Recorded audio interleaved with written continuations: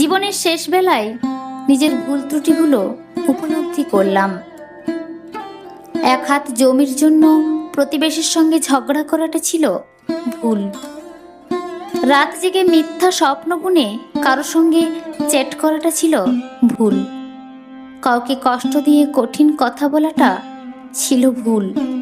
দুর্বল কাউকে ভয় দেখিয়ে নিজের ক্ষমতা দেখানোও ছিল ভুল।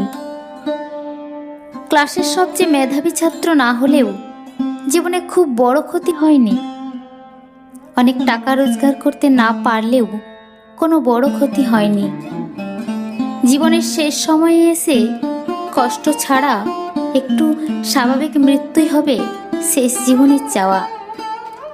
মানুষের দোয়াটাই ছিল সবচেয়ে মূল্যবান সম্পদ, যেটা আমি অর্জন করতে পারিনি। মানুষের মনে কষ্ট দেওয়াটাই ছিল সবচেয়ে বড় ভুল।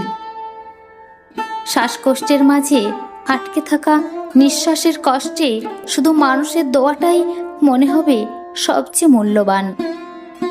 অথচ দেখুন, এত কিছু ভেবেও আমরা যৌবনকালে নিজেদের নিয়ন্ত্রণ করে রাখতে পারি না। হ্যাঁ, আর এটাই হলো জীবনের সবচেয়ে বড় ভুল।